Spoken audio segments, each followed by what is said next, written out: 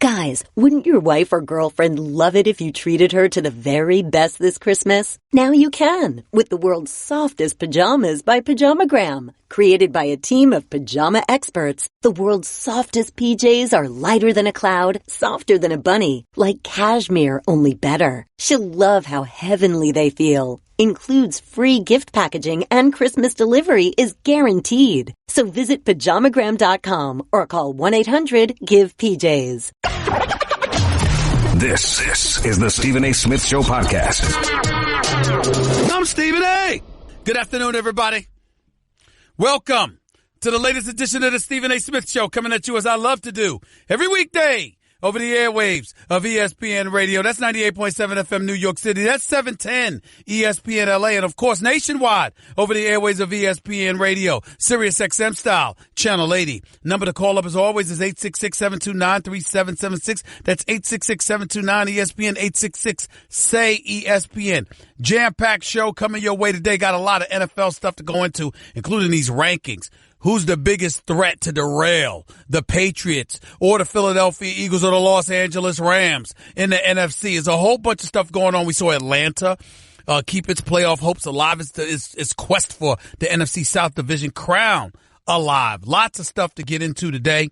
But obviously, the first thing on my mind is what transpired inside the Staples Center last night in Los Angeles, California, with Kobe Bryant, the great Kobe Bryant, having both his number 8 jersey and number 24 jersey retired, hung to the rafters of the Staples Center, never to be worn again in a Lakers uniform. And as owner Jeannie Buss of the Los Angeles Lakers so accurately stated, she said, "We're retiring both jerseys because in both jerseys, you played like a Hall of Famer." She's absolutely right. The averages, the championships, nothing dwindled other than he had 3 championships with Shaq. He won 2 without him. Outside of that, Kobe Bryant was Kobe Bryant all the time. And it was a beautiful scene to see. Magic Johnson had a few words, obviously. Jeannie Buss was a bit long-winded, but we understand, got a little bit emotional.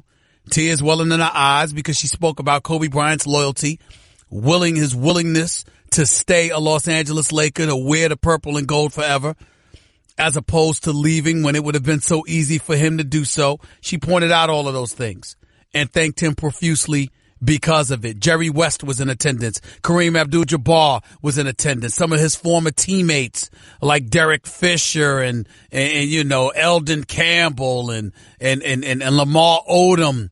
There were so many of his teammates that were his former teammates that were in attendance, and it was really, really good to see all of those folks. Shaquille O'Neal, of course, was in the house, was in attendance. Allen Iverson was there, you know, because obviously he starred in Philadelphia. He's somebody that Kobe loves dearly, and AI loves him back. So AI showed up and was in attendance for the ceremony as well, standing a few feet away from Kobe. And Kobe gave a really, really nice speech. You know, just thanking everybody and talking about the journey is what it's all about, not just the goal itself being accomplished. It was a beautiful speech. It was a beautiful moment, and it was accentuated by a beautiful game, the second overtime game between the Golden State Warriors and the Los Angeles Lakers within the last 2 weeks. And we'll talk about that as the show progresses as well, because I got news for you. In New York City, you might be all about Kristaps Porzingis. But in the city of angels, Los Angeles, California, you got a team. You got a young team. And I got to tell you something right now. They're impressive. They are absolutely impressive. They don't have a star. They could use at least one, probably a couple of big-time three-point shooters. But everything else that you're looking for from a young team, the Los Angeles Lakers have it. You're looking for athleticism? Look at Brandon Ingram. Look at a Julius Randle. Look at Larry Nance Jr. in that dunk over Kevin Durant, which might have been the dunk of the year thus far. Look at that. Look at Lonzo Ball getting a bit more assertive. Still hasn't proven himself. Still got a long ways to go. Still needs to develop a jump shot. But look at that. And then you look at the New York Knicks. And without Kristaps Porzingis, you're wondering what this team is. So all of those things are the kind of things that you got to look at, you got to get into. But getting back to Kobe, I just can't say enough. I really can't. And it's like, for me personally, I just look at it a little bit differently. I'm so grateful for what he gave to the game of basketball. I really, really am. Because the way I look at it, I look at it just a tad bit differently, ladies and gentlemen. When I look at Kobe Bryant, I look at a superstar who had money, who had fame, who had recognition, who had it all, and played like he was starving. I look at a guy that won championships and played like he never had won one. And there were times along the road, jacked up too many shots, was too willing to shoot the ball instead of pass, and all of this other stuff that people want to nitpick about. But in the end, he's a 5-time champion for a reason. The Black Mamba was exactly that. Mamba out. The Black Mamba. And I think about today's generation of players, and let me just break it down. Because I don't want to come across as disrespectful, because I mean no disrespect whatsoever. But I'm just pointing out the dichotomy that exists. Talk about the New York Knicks and the Los Angeles Lakers being worlds apart. Here's a perfect example. The other day, this past Saturday night to be exact, just 2 nights earlier than Kobe Bryant's having his jersey hung to the rafters, folks were celebrating the return of Carmelo Anthony. No doubt he deserved the applause. No doubt that he deserved New Yorkers' affection, even though some folks chose to serenade him with booze. But think about the juxtaposition that exists here. On one hand, you had Carmelo Anthony, and you were wondering what kind of applause was he going to receive. Because for 6 years, he was a member of the New York Knicks organization. They went to the playoffs twice. They went past the first round once. They never played in the conference finals. In 15 years in the NBA, Carmelo Anthony has never been to an NBA finals. But New York had cause to celebrate his return. And then there's Kobe in LA. A league MVP, league scoring champion, 2-time NBA Finals MVP, 5 NBA championships, 7 trips to the finals. Universally recognized as one of the top 10 players in the history of basketball. See where I'm getting at? Because on one hand, we look at the Lakers and we see those jerseys hanging in the rafters and those retired numbers, the Shaq, the Kareem Abdul-Jabbars, the George Mikens, the Wilt Chamberlains, the Jerry West of the world, the Elgin Baylors of the world. Now Kobe Bryant of the world. And then you have the New York Knicks, who have been so bad, we feel the need to make sure we applaud Carmelo Anthony, all because he didn't want to leave.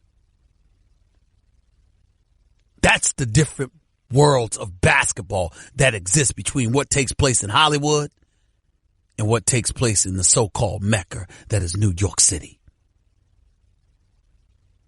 Could you imagine what it would be like in New York if we had a player the caliber of Kobe Bryant to celebrate that wanted to be in a New York Knicks uniform for his entire 20-year career, that brought 8 trips to the finals and 5 championships, or 7 trips to the finals rather, and 5 championships, and a scoring championship, and a league MVP honor, and 2-time NBA Finals MVP. When will the New York Knicks get that? When will it happen? Inquiring minds want to know. LA don't have to worry about such things. Talk about a franchise in a city that has been blessed. The Black Mamba. My God, I miss him. I really, really do. And so should the rest of y'all. So should the rest of y'all. Want to be a part of the show? Hit Stephen A. Up weekdays from 1 to 3 Eastern at 866-729-3776. I just saved hundreds of dollars by switching to Geico. I'm so happy, I feel like I can fly. Disclaimer, you will not be able to fly by switching to Geico. This is against the laws of physics and nature. If you find yourself flying, please seek professional and or medical help immediately. In the unlikely event you find yourself flying, you might be a superhero, or a pigeon, or a superhero named Pidgewoman, who was bitten by a radioactive pigeon. If you are indeed Pidgewoman, Geico retains all licensing publishing rights in the event Pidgewoman the movie becomes a top-grossing Hollywood blockbuster. Geico. 15 minutes could save you 15% or more. You're listening to the Stephen A. Smith Show podcast. To the phones we go. Right here on the Stephen A. Smith Show. ESPN Radio, 866-729-3776, 866-SAY-ESPN. Once again, I was in L.A. last night for Kobe Bryant's retirement. And just on a personal level before I get to the callers, look, I'm one of those guys. We sit in this pulpit that is radio, television, whatever the case may be. And, you know, we have to do our jobs. You call it like you see it. And when something's going on, you call it like you see it. Whatever it may be. But make no mistake about it, there's an incredible level of appreciation, reverence, and deference that I give to so many who have contributed to the world of sports. When I think, I would love to tell you that I run across somebody like Pat Riley. He's a championship coach, and now he's the president of basketball operations for the Miami Heat. That's not good enough. To me, people like myself and so many others owe so much of what we've experienced in our professional careers to people like him, whose commitment to excellence gave us days of glory we may not otherwise have never experienced. And obviously, if you can say that about an executive and you can say that about a coach, you damn sure can say that about a player. To me, if something good happened with Kobe, you got to report it. If something bad happened with Kobe, you got to report it. But nothing can diminish his greatness in my eyes and what we owe to people like him and Michael Jordan and others for giving us what they give us. I might be critical on a step-by-step basis from time to time about a LeBron James. But do you understand what profound respect and appreciation we should have for that man? It's like soap operas. You know what the outcome is going to be. You know the stars are not going to die. You're watching Young and the Restless. Victor Newman ain't going anywhere. You're watching General Hospital. Sonny Corinthos ain't going anywhere. You understand that. That's reality. The flip side to it, however, is that it doesn't stop you from appreciating or chronicling what they do on a day-to-day basis. You got to tell a story while it's telling a story. But overall, from a macro perspective, you recognize their greatness and your profound appreciation for it can never go unnoticed.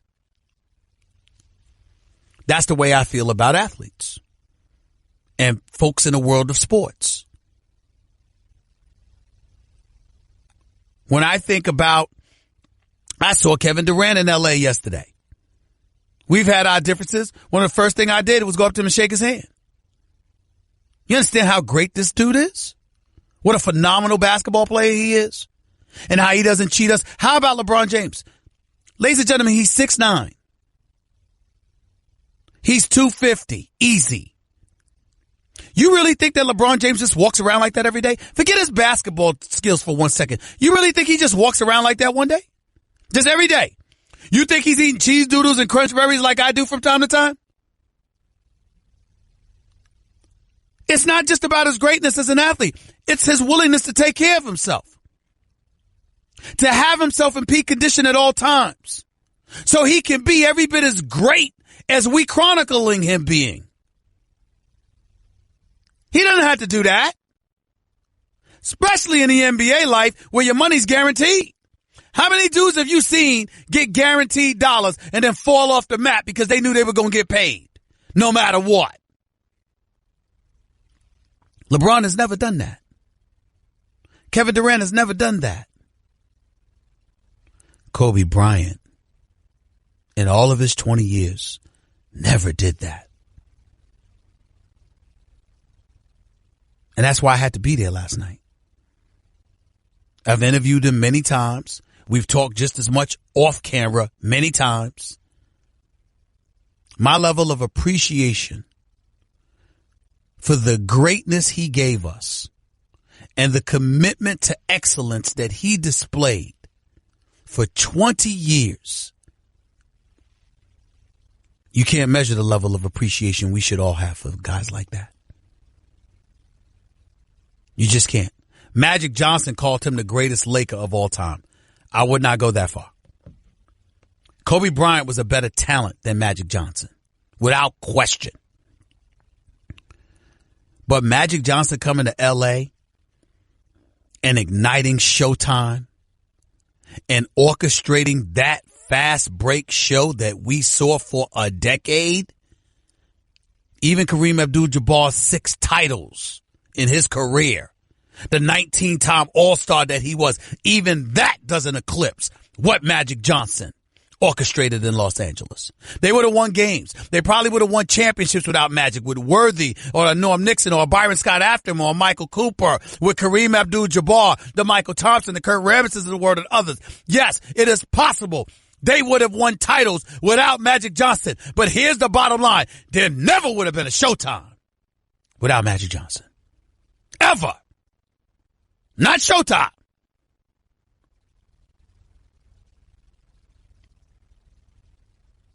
That wouldn't have happened if it were not for Magic Johnson. And when you see that show that they put on, the unselfishness that they displayed, that far exceeds the individual greatness of Kobe. Kobe's one of the top 10 players of all time. He's one of the top 3 players in Lakers lore. Him, Magic, and Kareem. Ahead of Jerry West and Wilt Chamberlain. Yes, I said it. And I respect the hell out of Jerry West. And don't get me started with how I feel about Wilt Chamberlain. But Magic, Kareem, and Kobe.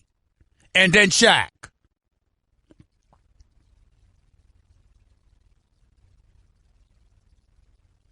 It's the way I see it.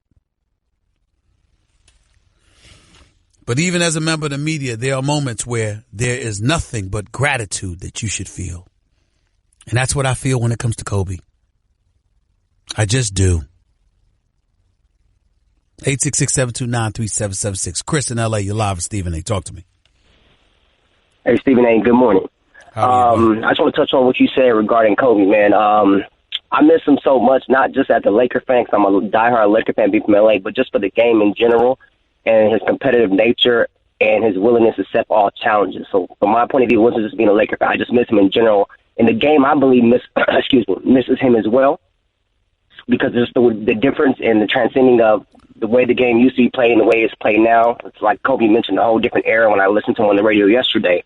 Yeah. And regarding last night and his farewell speech, something that really resonated with me, Stephen A., is when he said it wasn't so much about the journey. I mean, the destination, it was about the journey. I may be paraphrasing, I'm sorry, but that really resonated with me. Cause, I mean, that's just life in general. I believe that's what Kobe was all about. When he came out of high school, nobody expected him to really be anything. For him to take that path and end up putting 8 and 24 in the rafters just says a lot about him and his work ethic and what he put forth to not just the Laker organization, but the NBA as a whole. And one question for you, Stephen, that I have, and I'm going to let you chime in on here. When LeBron finally retires, who do you believe will be more revered by their contemporaries when it's all said and done, Kobe or LeBron? That's something I've been thinking about. I think LeBron, because LeBron was more liked. And LeBron is of the age where even though Kobe was here once Twitter and stuff took off, LeBron has maximized it better than any athlete. And so I think the combination of the times that we're living in and what it means for somebody like LeBron is everything, because he's been able to maximize it. The man has over 37 million followers, man. I think his omnipotence, his ubiquitous presence in the global stratosphere as it pertains to the world of sports gives him an advantage. I think people who really, really know the game and dissect what it was compared to what it is may have a greater appreciation for Kobe, but by and large, I don't think that folks know enough where they'll give Kobe the reverence he deserves compared to LeBron. I think LeBron will get the edge there. Right, and I 100% agree with you. I would give the edge to Kobe just because, like I said, like you mentioned, I dissect the game and what took place when Kobe played compared to LeBron. But if you want to throw social media and all that stuff, I mean, I get it. I got to. You have no problem. All right, Chris, I appreciate the call as always, brother. Thank you so much, man. And happy holidays to you and yours. Guess what? You're in the middle of the Stephen A. Smith Show podcast. Damn it, I mean it! Phones we go right here on the Stephen A. Smith Show, ESPN Radio. Let's get right to it. Let's go to Carlton in Tampa. You're live with Stephen A. What's up, buddy? Good afternoon. How are you? Hey, how you doing?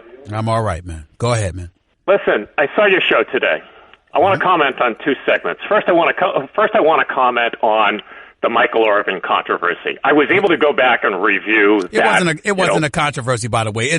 Michael Irvin and I have been butting heads about that for years. We have fun with it. We're friends, but go ahead. The Des Bryant play was not a catch. The Jesse James play was a touchdown. I implore everybody, go online, bring up the NFL rule book. Again, Rule 8, Item 1, Section 1, Article 3, and Item 1. This describes exactly what the NFL rules are with regard to a catch. Jesse James and Des Bryant, they both secured the ball. They both got either 2 feet down or, in Jesse James' case, 1 knee down, okay? And so they both, that determines possession. Both of them had possessions. The difference is Jesse James did 2 out of 4 things, and you only have to do 1 out of 4 things to turn yourself into a runner. Des Bryant did nothing to turn himself into a runner. So when Jesse James turned himself into a runner, all he had to do was get the nose of the football over the goal line, and it's a touchdown.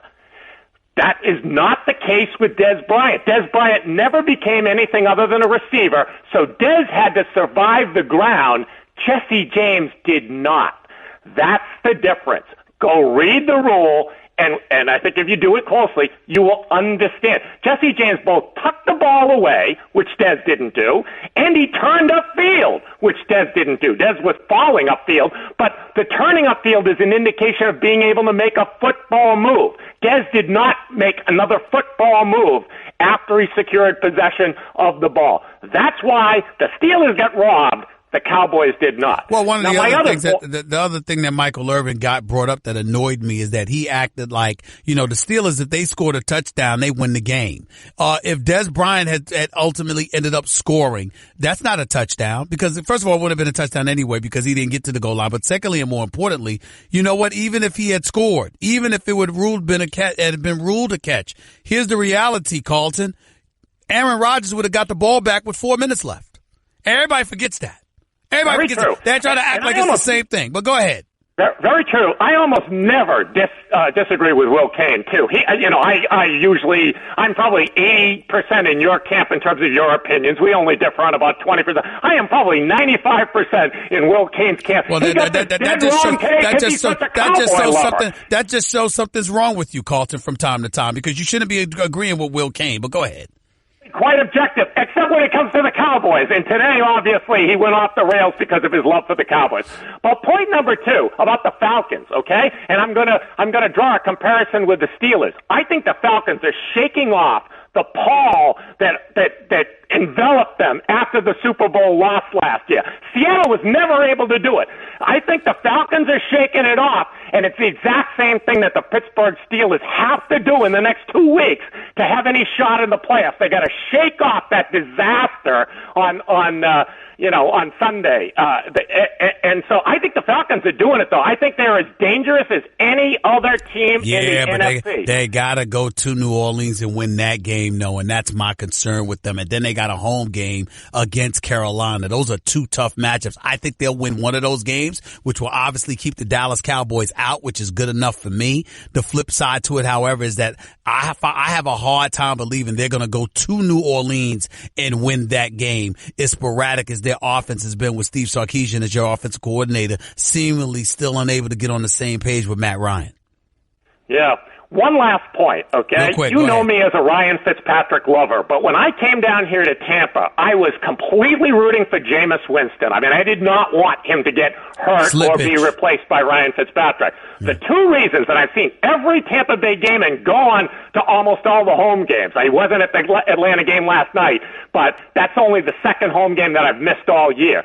The two primary reasons that the Tampa Bay Buccaneers have been giant disappointments this year are their defense, which is way underachieved, and Jameis Winston. He has missed Deshaun Watson so many times when Watson was 3 to 5 yards behind the defender, and he's just missed him. He has been wildly inconsistent. That was his best game of the year last night, Jameis Winston, but he has not looked anywhere near that all season long. I agree with you. I have not been impressed with how Jameis Winston has looked this year at all, and I think Cutter needs to go. I don't think he's the right man for the job in Tampa Bay. Shouldn't have got the job instead of Lovie Smith anyway, to be quite honest with you. Shouldn't have been able to replace Lovie Smith, but that's just me. Carlton, appreciate you as always, buddy. Thanks so much. We'll talk soon. 866-729-3776. 866-SAY-ESPN. More to Stephen A. Smith Show on ESPN Radio in a minute.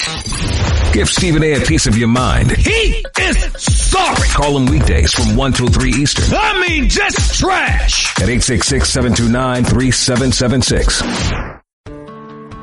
Blue Moon is brewed with Valencia orange peel and a touch of coriander. It's a creative twist on a Belgian-style wheat ale for a taste that shines brighter. Taste responsibly. Blue Moon Brewing Company, Golden, Colorado. Guess what? You're in the middle of the Stephen A. Smith Show podcast. Damn it, I mean it!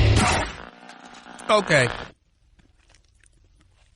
Here's what Carlton in Tampa was alluding to. Michael Irvin, former Dallas Cowboy, the playmaker, one of the stars at the NFL Network, comes out with a tweet yesterday because Max and I are debating the catch that wasn't a catch by Jesse James with the Pittsburgh Steelers and all this stuff. And this is what Michael Irvin sent out. Quote, don't mean to start mess, but why do I see everyone like my dude Stephen A. Smith and Max Kellerman on First Take so hot about the Steelers' no-catch TD? But when Dez Bryant made that same play versus the Packers back in 2014, he didn't say back in 2014, but I'm telling you it was back in 2014, no one said a damn thing when they took that playoff game from Cowboy Nation. Hashtag shut up now. First of all, Michael Irvin with his disrespectful blue and white pom-pom wearing self. Okay, you shut up. I can say that because he's my boy. Here's the deal. Forget the technical stuff about whether it was a catch or it wasn't a catch or whatever the case. Go read the damn rule book. That's not what I want to spend my time on my radio show talking about. Here's the deal. Michael Irvin needs to understand that they act like the Cowboys win the game. Cowboys lost that game 26-21. Everybody acts like the Cowboys win the game in the event that Dez Bryant makes that catch. I got news for you. Aaron Rodgers would have had the ball with over 4 minutes left. What do you think was going to happen? When Jesse James' catch for a touchdown got nullified, you didn't even have 30 seconds left on the clock. That was a victory for the Pittsburgh Steelers, even though I believe that there were a plethora of reasons why the Steelers lost that game outside of that touchdown. My issue is that wasn't the case with Dez Bryant. Dez Bryant wasn't going. The Cowboys weren't going to win that game because Aaron Rodgers would have plenty of time to drive them downfield and score another touchdown, which he would have done, in my estimation. So I just want to point that out. There's no credibility to the playmaker's argument. He just wants to act like it is because he's trying to come to the defense of his Cowboys. He has no credibility whatsoever when it comes to the Cowboys. Just like Brandon Marshall has no credibility when it comes to talking about quarterbacks. Anybody that's a quarterback for Brandon Marshall, don't bother asking them a question about it. Don't bother asking him a question about them because he won't give you a straight answer. I mean, he'll tell you Jay Cutler was great while he's playing for him. That's just how Brandon Marshall is. He can't help himself. Power, positive thinking, I guess. Antonio in Queens, you're live with Stephen A. What's up? Hey, Stephen A., how you doing, man? I'm all right, from Queens, from your hometown. It's good to hear you. Thank you. Go ahead. Yeah, no problem. I have something to add to the Lakers. Well, you already wasted about 25 seconds on the intro, bro. Okay. Come on, now you live over there. Let's get to it. All right, got you.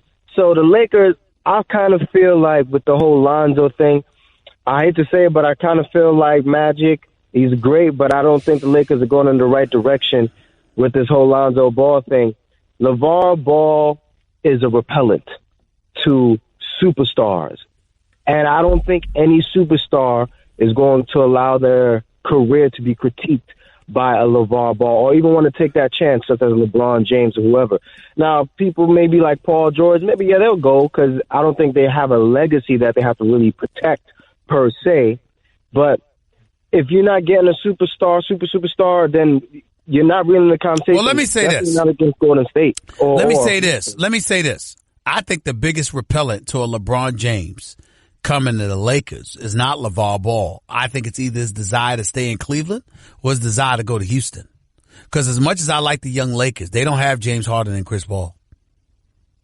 Exactly. If let's say the Lakers had Chris Paul and Lonzo Ball. I mean, that would have worked. That wouldn't be in the real world. But let's just say that happened. That's LeBron James' best friend.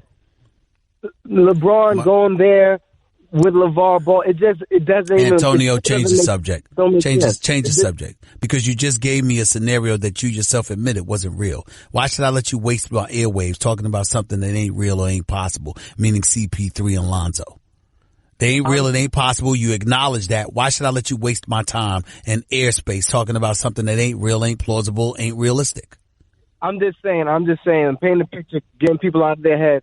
LeBron wouldn't be going to the Lakers because of LeVar Ball and his nonsense. It's too damaging. I got you. We got your point. He's not coming because of LeVar Ball. Thank you very, very much. Take it easy. Let's go to Ron in Inglewood. You're live with Stephen A. What's up? Hey, Stacey, what's up, brother? Hey, I just want to say, last night, Jeannie Buss, Magic Johnson, listening to them, those speeches that they gave about Kobe Bryant was great. Kobe is a last of his breed. But I'm thinking about LeBron James. When he hangs up his shoes, that speech that they gave about Kobe, they will never be able to give those same speeches about James. And why not? Say that. Why not? Because, Kobe Bryant, he's the last of his breed, and he did it the right way. You know what I'm saying? This generation as a whole that's coming up now, they want everything easy. You know, and LeBron James took the easy route to get his championships. I got you. I appreciate it.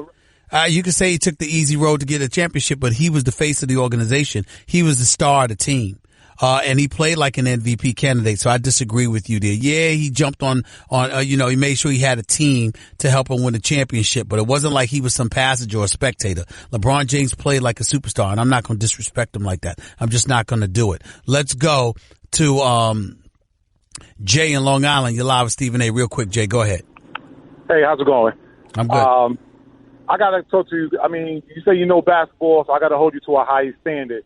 So when you make those comments about comparing Kobe's career and Melo's career, I got to hold you to that because you can't tell me that given the players that Kobe played with, now I think Kobe is a greater player than Melo, but if you look at how their careers played out, outside of playing with better Hall of Famers, which is Kobe, and having better GM minds, which is Jerry West and people like that, when they had similar talent, Kobe missed the playoffs one year.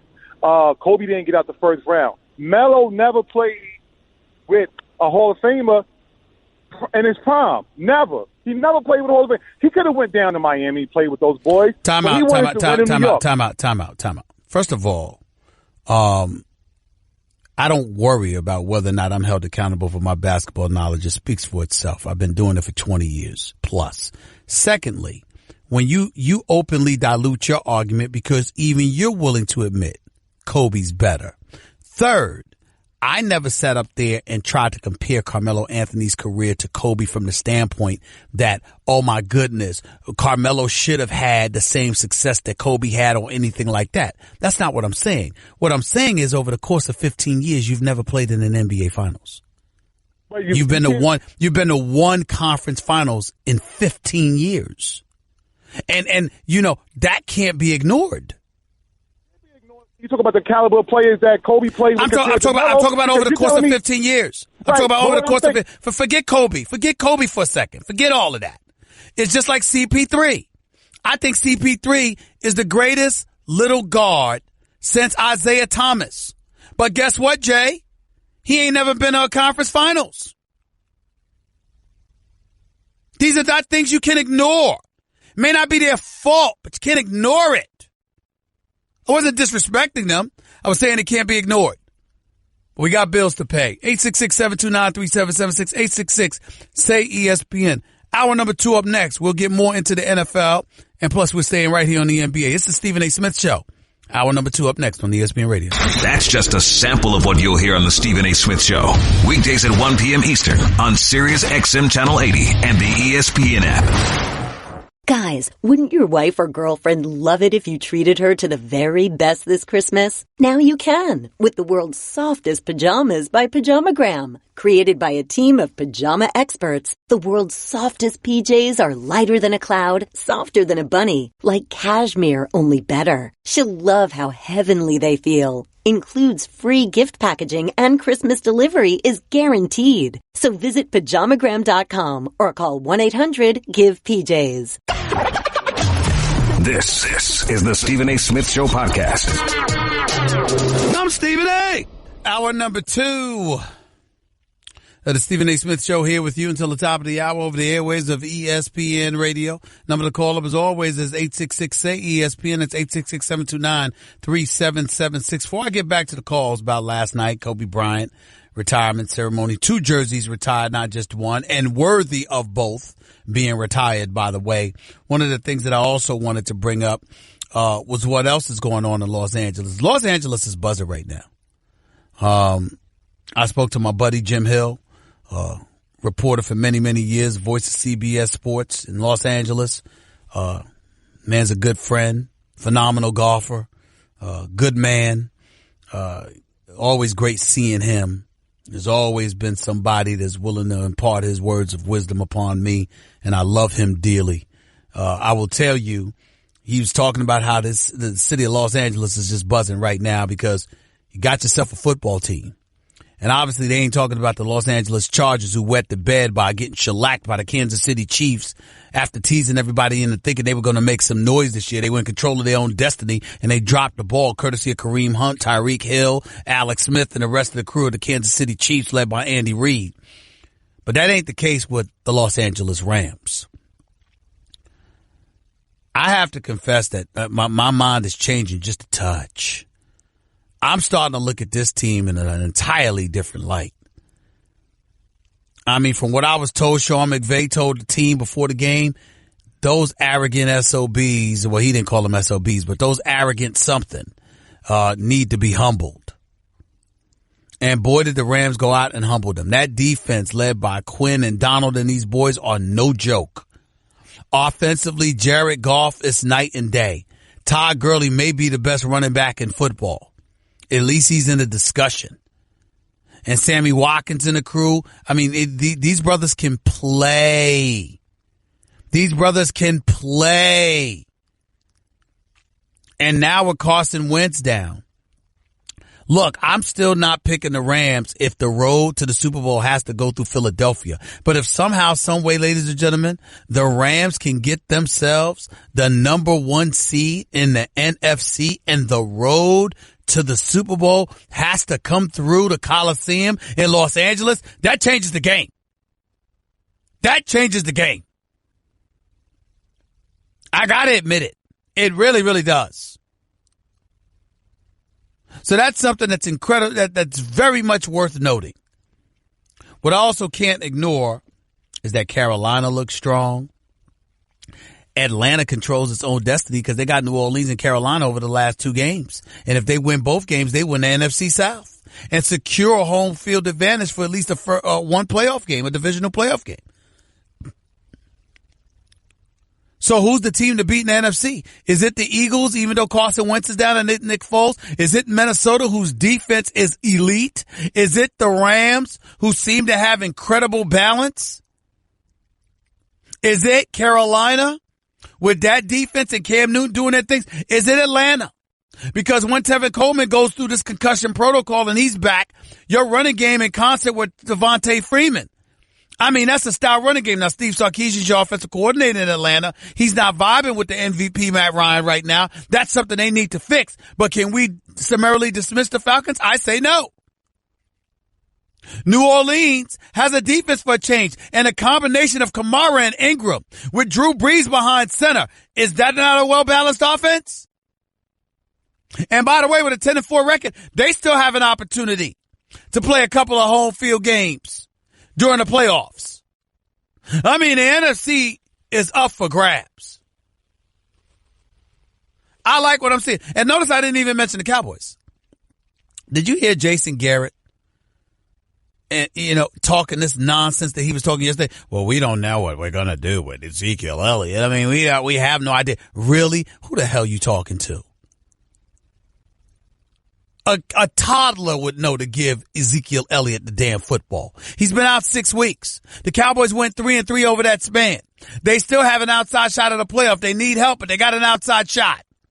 Especially if they beat Seattle this weekend. They beat Seattle this weekend, they own the tiebreaker. Okay? All they got to do is hope that Atlanta loses 2 games, which is plausible. They can't tie with Atlanta because Atlanta smoked them head-to-head 27-7 earlier this season, a few weeks ago.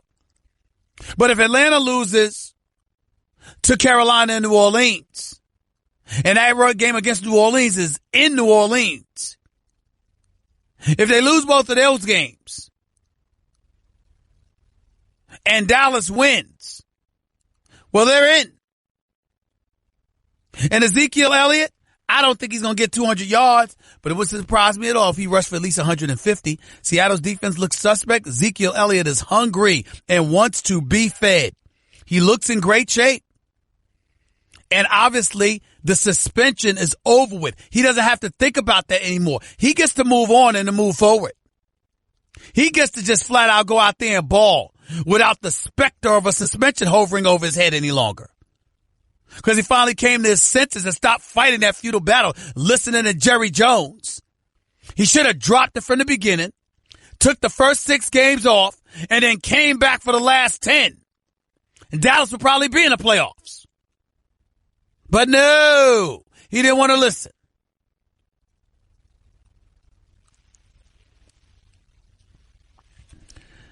In my estimation, Dallas won't make the playoffs.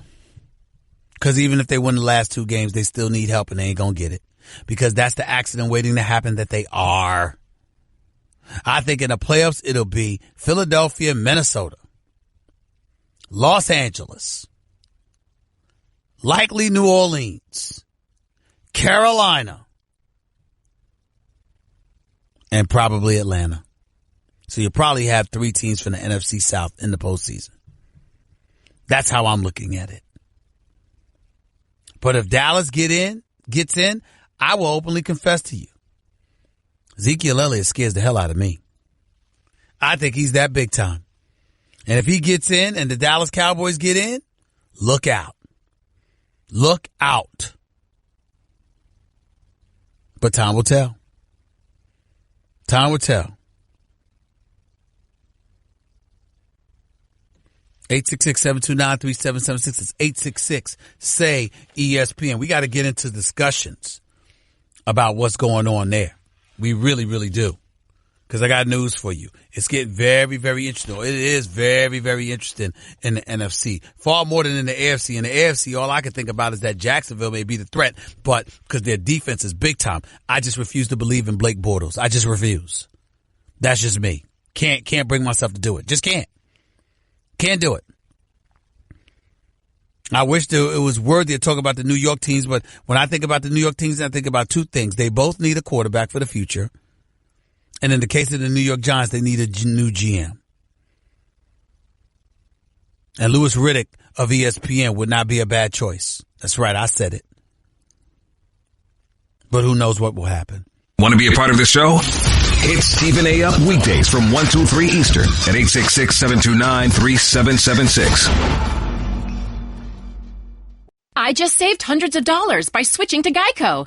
I've never felt more alive.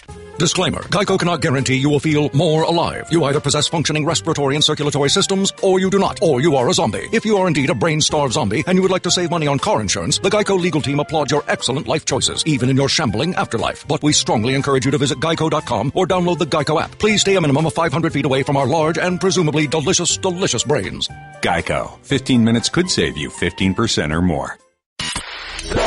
You're listening to the Stephen A. Smith Show podcast.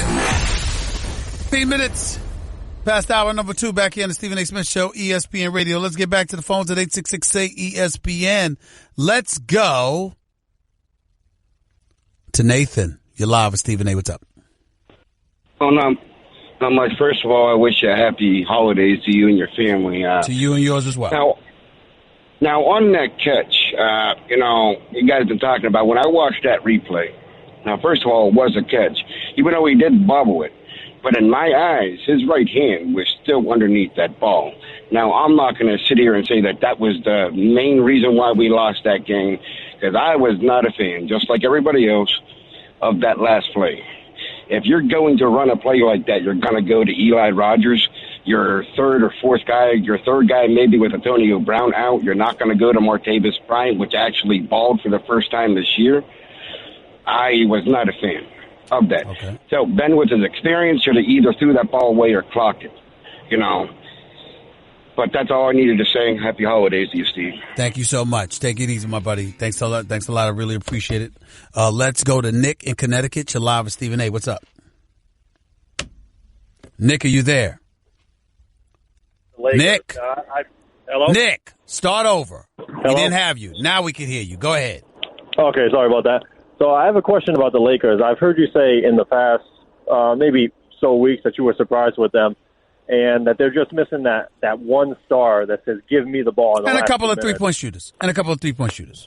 Right. Do you think that Paul George still fits that description if he were to leave OKC? Because that's not really working out. I'm not sure based on what I'm seeing. I mean, I will tell you this. If Paul George, here's the interesting part about Paul George, and here's how I can answer that question, Nick. Paul George coming to the Lakers is instantly the best player on the Lakers. But that doesn't mean he's that guy. Do you understand? Yes. He's instantly the best player on the Lakers. He's not a downgrade. He's an upgrade. But is he that guy who can close for you? He was good enough in Indiana. So far this year in Oklahoma City, I'm not seeing it. That's my issue. James, who do you think would be that guy? Well, other than LeBron James. I mean, I look at LeBron James. I mean, I think about the stars. I'd love it if the Lakers could get Anthony Davis. He wants out. But what would you'd have to give up some big-time assets to get Anthony Davis. Right. But I'd love to see Anthony Davis in the Los Angeles Lakers uniform. I really would. Right. That would be very, very nice. One more quick point before I let you go. Do you still think that Paul George will get the max contract that he wants with the way he's playing right now? I think if he decides to stay in Oklahoma City, they will, because they have to, because they know you're not getting a whole bunch of people that's going to find OKC attractive enough to come to. So they'd have to pay him to do that. The question is, would he deserve it? Based on his performance in Oklahoma City thus far, no. Based on his talents, his resume over the last few years, combined with today's NBA market, yes, he does.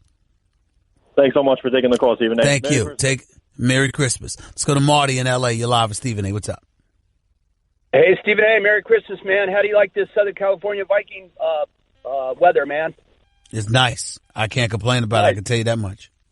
Yeah, right, man. Hey, so I have a suggestion I would make to Coach Z. I would let Case Keenum sit against the Packers on Saturday, because they are out to hurt him.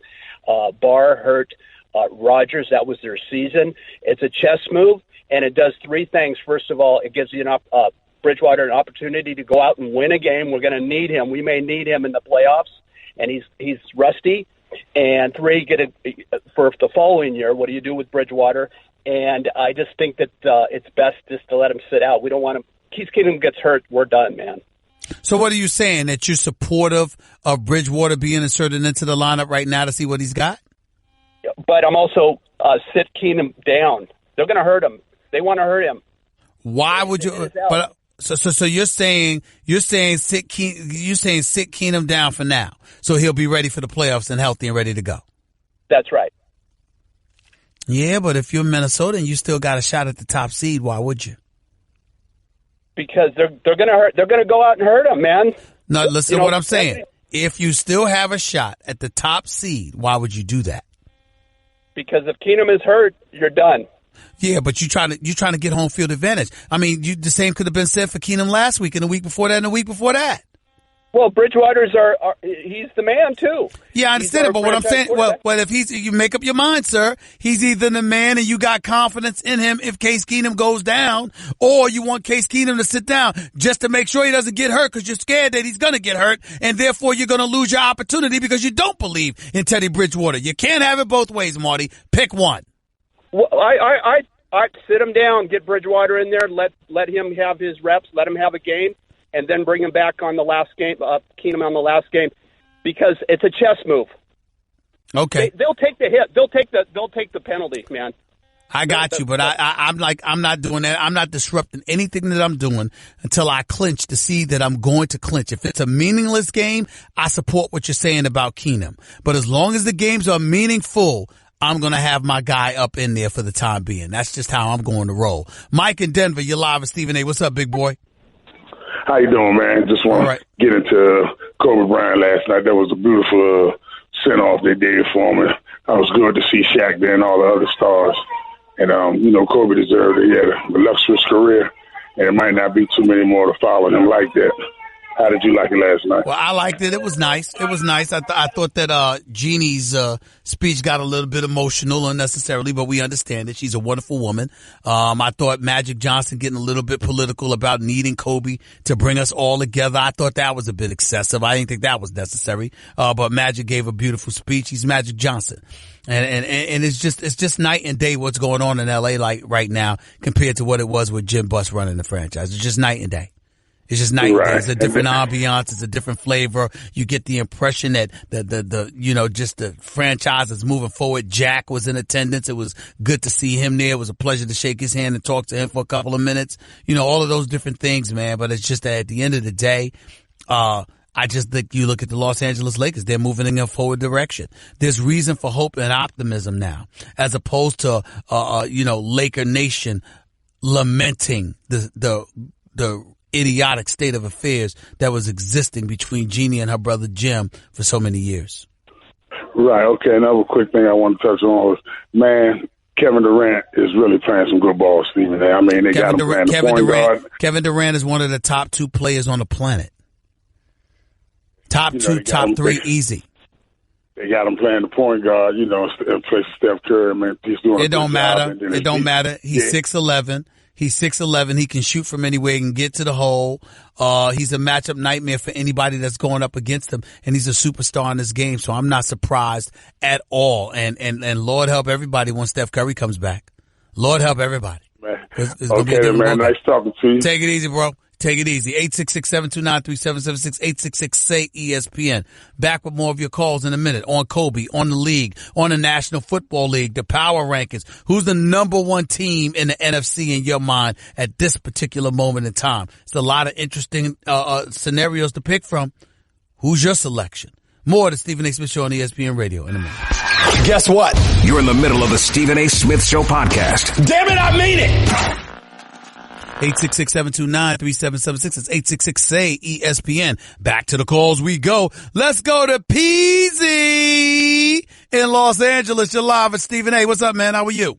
Well, I'm good, Stephen A. How you doing, man? I'm good, man. Happy holidays. Happy holidays to you, brother. I got 3 comments. I'm going to make it quick. The first one is about Kobe and Magic and the comparisons and so forth. I'm from L.A. I grew up in L.A. I used to go to the Forum and watch Showtime. So for all those listeners across the country that can't really understand how Showtime was so special, let me give it to you in one quick example. When the Lakers got a defensive rebound, the entire Forum stood up. So if people think about that, when the ball came off and they got the rebound, you were looking for the fast break. Stood up. You were looking for they the fast knew break. Magic was about to get busy. And let me hold it, PZ, let me take it a step further. Magic would get the ball. Worthy would be on one wing, all right? Byron Scott on another. Cooper trailed. And somehow, someway, you knew it was going to be showtime. And when all else failed, you just pulled the ball back out and waited for Kareem to go inside because the skyhook was coming. And he was trailing with the unstoppable skyhook. So, I give credit to Kobe and Shaq and all those guys, and I love them for the 5 rings, and I will always give them respect, but it does not compare to Showtime. I was there for both of them. I got you. Hold on, wait a minute.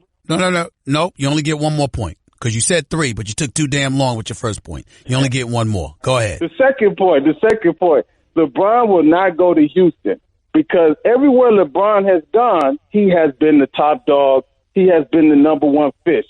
James Harden is there. That's his team. He put the stamp on it. I cannot see LeBron bringing the rock up, controlling the team like he normally does. Well, you're right about that. You're right about that. Neither do I, but I will tell you this. Wherever LeBron goes, he's going to be number one. Even James Harden would have to produce in the postseason to change that alternative. But as of right now, come postseason time, that would not be the case. But I don't think LeBron will go there because of that. I agree with you. Too much conflict. I agree with you, but that's the deal. I'm going to still let you get in your third point. You got 20 seconds. Third point is Carmelo might have had a change of mindset looking at how long he's been in the league and how long he has underachieved. So he might accept shooting the ball less. Goodbye, Oklahoma. PZ. Goodbye, PZ. You had enough time. I don't want to hear that. He's peeling the argument from an argument that Max Kellerman and I had on First Take this morning. I don't want to hear that. Carmelo Anthony averaged 17 shots a game when he was in college, winning a national championship, the only national championship in the history of Syracuse University. He's been shooting 16 to 17 shots a game at least for his entire career. And you can't tell him right now that there's 20 to 25 players in the NBA that deserve to be shooting the ball more than him. So even though he sit there and he will prioritize winning, and he's not trying to sacrifice winning just to pad his own stats, make no mistake about it, Carmelo Anthony believes there's no reason in hell that he should be deprived of being potent offensively. He ain't having it. He said 6 shots last night. That's an aberration. That's not what Carmelo Anthony's going to do on a normal basis. Don't even worry about it. There's no way in hell he would do that. No way in hell. PZ, I didn't hang up on you. I just gave you enough time, so you had to deal with that. Rob and Cali, you're live with Stephen A. What's up? Hey, Stephen A. Long-time listener, first-time caller. Thank you for taking my call. Appreciate it. Go ahead. Real quick, I kind of have to agree with you on Jason Garrett. I'm a Cowboy fan, and I'm not a huge Jason Garrett fan. I think he should have been out the door a long time ago. Right. But one thing I will disagree with you, and I'm going to make a little prediction here. I think Atlanta's going to lose their last 2 games because they're not as good as New Orleans and Carolina. So I think actually here's the part that I think you're missing. Stephen. Here's the part that you're missing, Rob. Here's the part that you're missing. It's entirely possible that Carolina or New Orleans may have things shored up by then, the last week of the season. So the priority on winning may not be there for them, where it may be there for Atlanta. That's the part that you're missing. It's not that it's going to be straight up competition. Either New Orleans or Carolina, in all likelihood, will have secured their playoff spot come week 17. Stephen A., let me ask you one more quick question. Sure. Why are you always dogging my Cowboys, Stephen A.? What's up with that? Because why? Don't you listen to me? I thought you listened to me all the time. I do listen to you all the time. Then you know the answer. Then you know the answer to that question. Yeah, but I just, Hold on. No. If you know the answer to the question, why are you acting like you don't know? Because I just wanted to hear it again. That's exactly. Then you should have said you just want to hear it again. I can't stand you damn Cowboy fans. Y'all make me want to throw up. Y'all the most ludicrous, nauseating, delusional fan base in American history. Has nothing to do with the Cowboys as players or as a team or as a franchise.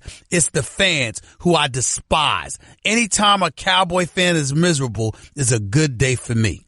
Good day, sir. Have a nice one. Let's go to Damien. You're live with Stephen A. What's up? Hey, what's going on, Stephen A? What's up? I wanted to first say happy holidays to you. Thank you. Go ahead. And I wanted to talk about Kobe. And you said some stuff on your great show, First Take Today, that you do a great job on. And you had some things about how people be discrediting Kobe or not really put his career in the proper context that it needs to be in. And I 100 always argue that with people because they want to put LeBron James over him. And winning isn't a concern for people as it used to be in the NBA. I'm going to give you an example. Magic Johnson never won a championship without Kareem Abdul-Jabbar. You never hear that about Magic. You never hear that, Magic. Can't compare the two. Magic was a point guard whose primary responsibility was to get other people involved. Kobe was a shooting guard whose primary responsibility was to score. What's your next argument? True indeed. Okay, another thing I wanted to say is Shaq needed Kobe just as much as Kobe needed Shaq in the Western Conference playoffs. Shaq didn't have Kobe. If you look at their numbers, they're almost the same in the playoffs. We don't need to go to numbers. We don't need to go to numbers route, Damian. We saw what Shaq couldn't do without Kobe because he had Penny Hardaway before that. And where did that get him? You're exactly right. That's another point that I make all right. People. What's your other point? Kobe also went to 3 finals in a row without Shaq. And do you know why I'm interrupting you? Yeah. Because I don't need callers to be Captain Obvious. Who doesn't know what you just said about Kobe? Well, it seems like it's never mentioned, Shaq. Whenever it's never mentioned that Kobe went to 3 finals without Shaq. It's never mentioned that Kobe won back-to-back titles without Shaq. It's never mentioned that he won a scoring title without Shaq or 2 NBA Finals MVPs without Shaq. That was never mentioned? It's rarely mentioned. It's mentioned all the time, sir. It's mentioned all the time. All the time. It's just that it's all the time. All the time. It's just that people get on him because they imagine that him and Shaq together could have won 8 straight. Agree with that. That's the problem. I agree with that. But Kobe also went to 3 finals with a less superior team than most of these people and played in the Western Conference Finals that somebody like LeBron James, who played in the weak Eastern Conference Finals, that people fail to realize. LeBron James is one of the greatest players of all time. I could never get that away from him. But one thing that infuriates me is he has a 3-5 finals record. Kobe has a 5-2 finals record. So and nobody's mentioned that either, huh? Nobody's mentioned that. Nobody's mentioned the fact that Kobe has 2 titles more than LeBron James, or that LeBron James has lost 5 NBA finals. Nobody's mentioned that, huh? Neither, Damian, have they? They haven't mentioned that either, huh? It's very rarely mentioned. Damian, you don't listen to enough talk radio and television. Have a nice day. Take it easy. 866-729-3776. It's 866-ESPN. See, you got to know what you're talking about when you call up to the show. And you can't just sit up there and bloviate because you got caught up in your emotions that you want to play deaf, dumb, and blind to what's going on around you. People mention that stuff all the time about LeBron. They mention that stuff all the time about Kobe. Damian just caught up in his emotion because his little clique don't want to hear that from him. But a lot of people point exactly what Damian pointed out. He just don't want to hear him. Oh, well. 866-729-3776. Your calls to close out the show in a minute. You're listening live to Stephen A. on ESPN Radio. Give Stephen A. piece of your mind. He is sorry. Call him weekdays from 1 till 3 Eastern. I mean, just trash. At 866-729-3776. Blue Moon is brewed with Valencia orange peel and a touch of coriander. It's a creative twist on a Belgian-style wheat ale for a taste that shines brighter. Taste responsibly. Blue Moon Brewing Company, Golden, Colorado. Guess what? You're in the middle of the Stephen A. Smith Show podcast. Damn it, I mean it! Back to the phones we go. Let's go to Mike in Anaheim. You're live with Stephen A. What's up, man? Stephen A., happy holidays. How are you? Happy holidays to you and yours. Go ahead. Good. I had 2 quick points I wanted to make. I just want to get your feedback on. Yep. One, I don't know. It doesn't. I feel like Luke Walton is playing checkers when other coaches are playing chess. I don't see his depth of substitutions at the right time, calling timeout, making critical adjustments where coaching is coming in. And the Lakers have lost a lot of close games. Yes, there's free throws, but a lot of times it seems like bad substitutions or no substitutions. Well, just run. In fairness to you, I would tell you you're not the only person who has said that. I like Luke Walton. Here's my question. Substitute who? Because, for me, Him taking Lonzo out, putting Clarkson in, I don't mind that because I think Clarkson is better. All right, that's number one. But number two, and more importantly, when we look at their bench, what do you have? Well, why do you have Brook Lopez on the bench when he's playing against somebody 6'9"? Obviously, the strategy dump it down low. Just like Bill Belichick would say, hold on. Because he's slower. And as the pace is picked up by other teams, sometimes you got to watch what other teams doing. And if they're going small and they're picking up pace, what are you going to do? You're going to command the floor and make them play your game. That's the difference. Oh, why can't you make them play your game? That's ignorant. That's ignorant because you don't have the skill set to make them play his game. You can't utilize Brook Lopez but so much. Those first 3 quarters, he's going to help you out. You got another opposing big man that's going to be a difference. By the way, could Jahlil Okafor play coming out of Duke? Wouldn't you say that? Yeah. Why can't he get any PT? Because he's a liability on the defensive end of the floor at 7 feet. And it compromises everything that you want to do. He's not a scrub. But because of the style of play that's been invoked by NBA teams, it's problematic. Right. There's still got to be some other strategy you can use other than. Well, let's see what happens. How about Lonzo Ball hitting some more outside shots? That'll go a long way. How about that? Take it easy. All right. Dominic, Second point, you're live. I got to run. Dominic, you're live with Stephen A. Go ahead. What's up, Stephen A? Talk to me. Man, I'm a Lakers fan. In response to that last caller, you got to remember that Luke Walton, even though he coached the Warriors for like a half a season or whatever the case was, he's still a rookie coach. So he has to learn just like the players have to learn. No, I'm not even looking at it like that. I'm looking at personnel. Let's go down the list, okay? We got Kentavious Caldwell-Pope. We got Brandon Ingram, Lonzo Ball, Kyle Kuzma, Larry Nance Jr., Julius Randle, Jordan Clarkson, right? And obviously Brook Lopez, who's averaging 22 a game. Who else you playing, bro? Who else you playing? That's what I'm saying. Josh Hart, Lou Deng, Corey Brewer, Andrew Bogut. Who else we playing? That's right. You know what I'm saying? So you still have to be able to develop the team, and you got a lot of young players, a lot going on with that team. So, you can't just put a lot of that on Luke Walton, even though, like you said, rookie coaches can make rookie mistakes. So that'll happen. I like what I've been seeing out of Lonzo Ball lately, too. The more aggressiveness, and that's what we've been talking about. He's getting more aggressive. He's getting more aggressive. That's true. The fact that he wanted the ball in his hands in that last possession, I do feel like he'll learn to be more cognizant of his surroundings as well, because if he'd have went up with the left hand, he would have got it. He probably would have had that layup, or he should have just dunked it, in my opinion. But I like that. I like that aggression that's coming from him now. Hey, look, Lonzo Ball shooting 34% from the field and 27.5% from 3-point range. And guess what? That's an improvement. So I'm kind of happy about it. Me too. Thanks, man. I appreciate it. Take it easy. Jalel in New Jersey, you're live with Stephen A. What's up? Hey, what's going on, Stephen A? I'm just calling about the Philadelphia Eagles. All right. Yes. Did you see the game this past Sunday with the Giants? Their defense was very suspect. I'm an Eagles fan. The defense was very suspect.